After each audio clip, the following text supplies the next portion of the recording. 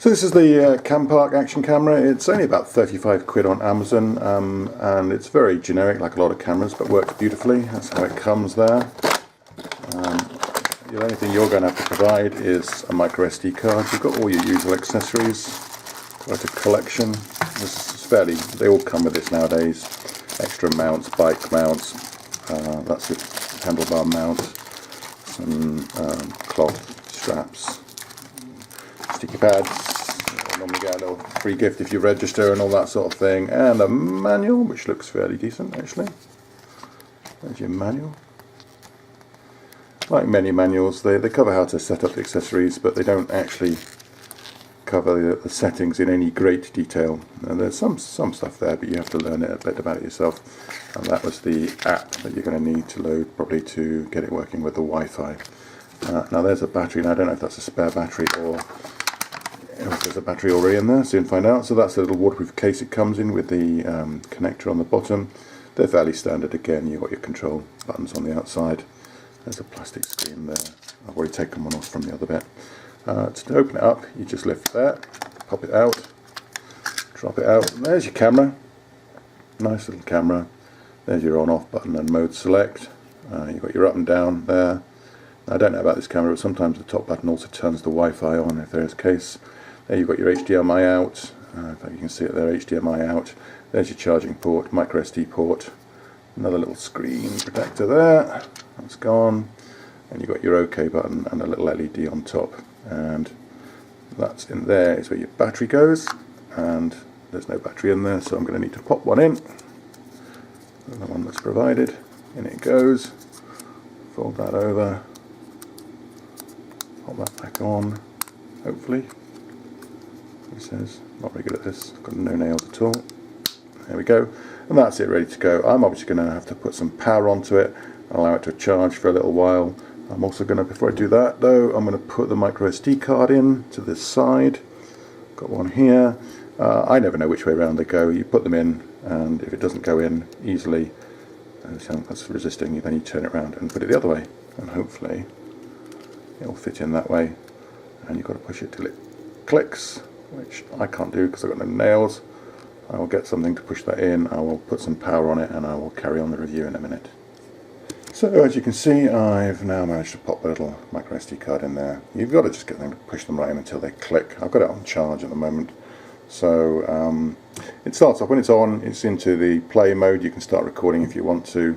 You can see all the details on the screen. It's telling you, I've had it on for a while, so the screen's gone off. If I just press OK, comes back on again, shows you it's charging, card inserted, 14.3 gigabyte of data spare, and what recording it's at, okay, and date and time, which I've not set, and sound is on. You press the front button to go through the modes, the OK to select, and the up and down to choose your sources. So if I press it once, it now goes into photo mode, and you can see it's 12 megapixel there, still charging. Press it again, you now go into the slow motion mode, and it shows you it's 720p, 90 frames per second. That's pretty decent. It's not as high as 120 like some you get, but then it's only £37 or £35 camera. Press it again, you get to your playback. I've got nothing recorded at the moment, but if I did, I could then select files to play. One more time, we're into settings. So now we start off with the video settings.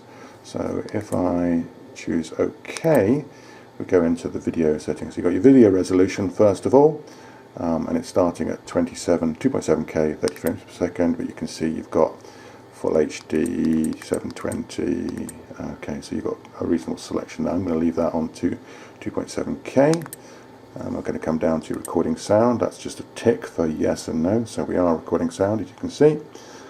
Time lapse, if you want to use it to do a time lapse, you can select the time between different pictures, between nothing and up to a minute. Okay, so you can have a time lapse camera if you want, leave it out somewhere. Loop recording, that's good for if you've got like using it as dash cam, and then it'll just record a file every 2 or 3 minutes, whatever you set, and once the card's full it'll delete the oldest one and start recording another one. There's your slow motion setting that comes up on the third press, and that is slow motion, 720p, 90 frames per second. That's the setting it uses. Okay, so that's your video settings. If we come across again with the front button, hopefully we're now into our photo settings, and you can see your photo resolution is set to 12 megapixel. and you can drop it down if you want to. I'm going to leave that on 12. You can have a timer for your shots. You can have your auto again. Okay, so you can take a photograph every so often. I'm not going to use that. Drama shot, I never know what drama shot is. I suppose it's some kind of filter on it or something.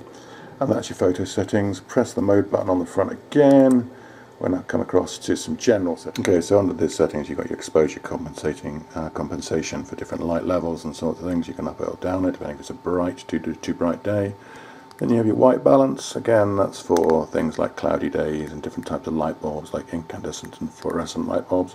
It can affect your picture quite a lot. I tend to leave it on auto. There's both for turning your Wi-Fi on and off. Image rotation, obviously if you want to just rotate the screen around like that. Driving mode, and that was going to turn on sensors and also turn on loop recording, allow you to use it as a dash cam. Then you've got your light source frequency. That's quite important. If you're in the USA, there's using 60 Hertz. You can get sort of striations or bands on the screen if you don't get the right one. 50 Hertz is UK, but if you should leave it on auto, it should pick it up just fine. LED indicator light, that's your little LEDs here and possibly there, and you can turn them off. So if you're recording in the woods and you don't want to alert somebody that your camera's there, or even an animal maybe. Auto screensaver, well, that's obviously a screensaver. Auto shutdown, okay, if nothing's happened it'll turn off. Watermark, that'll date stamp your files if you set your date and time and you want them on the files. Volume, I've turned that off already, but that's your little clicker for your buttons and I don't like them on, so when I click a button I like it to be quiet. So that's that setting. Come across to this one, last one now. You've got your language, okay, so you've got different languages you can choose from. Date and time, this allows you to set your date and time, obviously. Format the card, I've already done it, but you always should format a card the first time you put one into a new machine so that they're compatible. Should come up and say it's done, okay. Reset to factory settings if you've really mucked things up and you want to go back to basics. And firmware version, that tells you the system you're working on, and sometimes they release updates online. You can update the firmware, but it doesn't happen very often. And then finally across now to the last one, you just got press OK to exit. So that's all the settings. I'm just going to now take it out and have a little record on it and put some of this onto the video so you can see the quality, maybe take a couple of photos as well. Just a little recording inside just to see what the quality is like. I've got really poor lighting here, as you can see. That's some rubbish lighting, so just to see what sort of quality you get. Okay, in my room, I'm going to go outside and let's just view out of my window now. Okay, it's got a nice day outside there. You do get a little bit of barreling on the edges, and that's characteristic with wide angle lenses. As you come out further it will decrease, as you can see. But hopefully you can see the recording quality is fairly decent. That's it now, it's kicking into the indoor light. Okay, and come across again. And there you go. Quite a wide angle lens.